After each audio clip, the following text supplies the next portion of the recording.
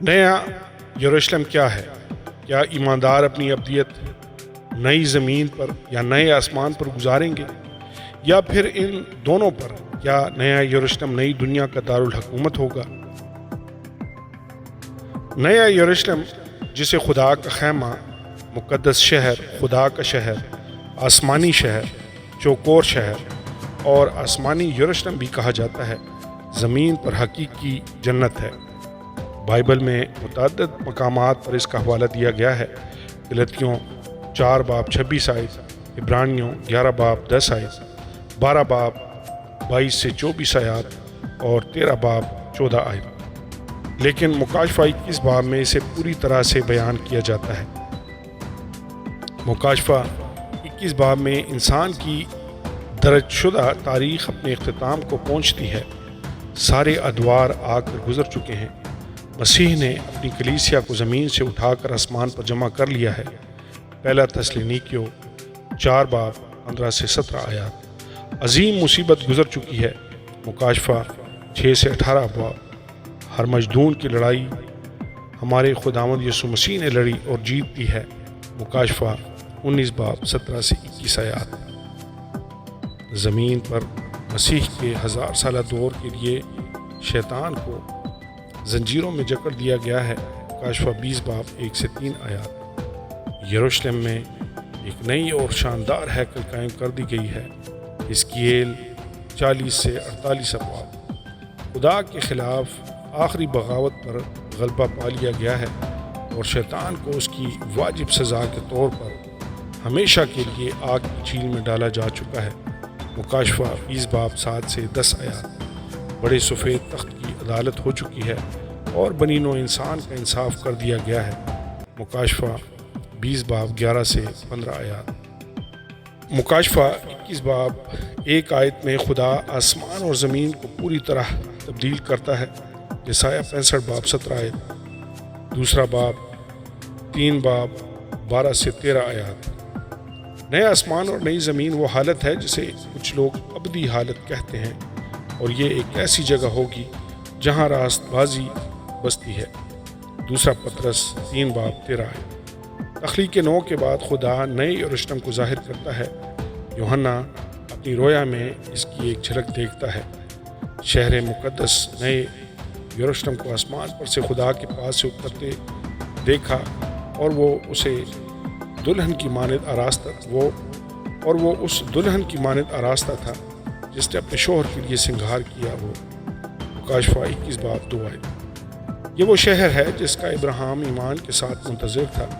عبرانیوں 11 باب 10 آیت۔ یہ وہ مقام ہے جہاں خدا اپنے لوگوں کے ساتھ ہمیشہ رہے گا۔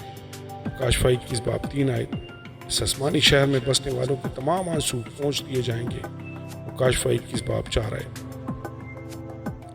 نیا یروشلم حیرت انگیز طور پر بہت وسیع ہوگا۔ یوحنا رسول بیان کرتا ہے، شہر قریباً 1400 میل لمبا ہے اور اتنا ہی چوڑا اور اونچا ہے جتنا کہ لمبا ہے۔ نیا یروشلم لمبائی، چوڑائی اور اونچائی میں برابر ہے۔ مکاشفہ 21 باب 15 سے 17 آیات۔ شہر ہر لحاظ سے چمکدار ہوگا، یہ خدا کے جلال سے روشن ہے۔ 23 آیت۔ اس کی 12 بنیادیں جن پر 12 رسولوں کے نام درج ہیں، اور یہ ہر طرح کے جواہر سے آراستہ ہیں۔ 19 آیت۔ اس کے 12 دروازے 12 موتیوں کے ہیں، اور ہر ایک پر اسرائیل کے 12 قبیلوں کے نام 12 اور 21 آیت۔ شہر کی سڑک خالص سونے کی ہوگی۔ 21 آیت۔ نیا یروشلم ایک ناقابل تصور برکت کا مقام ہوگا۔ پرانی زمین کی لعنت ختم ہو جائے گی۔ مکاشفہ 22 باب 3 آیت۔ قوموں کو شفا دینے کے لیے شہر میں زندگی کا درخت اور زندگی کا دریا ہے۔ 1 سے 2 آیت۔ یہ وہ جگہ ہے جس کے بارے میں پولس نے کہا ہے، وہ اپنی اس مہربانی سے جو مسیح یسوع میں ہے ہم پر آنے والے زمانوں میں اپنے فضل کی بے نہایت دولت دکھائے گا۔ افسیوں 2 باب 7 آیت۔ نیا یروشلم خدا کے تمام وعدوں کی حتمی تکمیل ہے۔ نیا یروشلم خدا کی وہ بھلائی ہے جو پوری طرح عیاں ہے۔ نئے یروشلم میں رہنے والے کون ہیں؟ وہاں آسمانی باپ اور خدا کا برہ ہے۔ مکاشفہ 21 باب 22 آیت۔ دروازوں پر فرشتے ہیں 12 آیت۔ لیکن شہر خدا کے نجات یافتہ لوگوں سے بھرا ہوگا۔ نیا یروشلم بدکار باب المکاشفہ 17 باب جسے خدا نے اپنی عدالت کے تحت تباہ کر دیا ہے، مکاشفہ 18 باب کا راست مقابل ہے۔ بدکاروں کا ایک شہر تھا اور خدا کا اپنا شہر ہے۔ آپ کس شہر سے تعلق رکھتے ہیں؟ بڑے شہر بابل سے یا نئے یروشلم سے؟ اگر آپ مانتے ہیں کہ خدا کا بیٹا یسوع ہوا اور دوبارہ جی اٹھا ہے اور اس نے خدا سے درخواست کی ہے کہ وہ اپنے فضل سے آپ کو نجات دے، تو آپ نئے یروشلم کے شہری ہیں۔ خدا نے آپ کو مسیح یسوع میں شامل کر کے اس کے ساتھ جلایا اور آسمانی مقاموں پر اس کے ساتھ بٹھایا ہے۔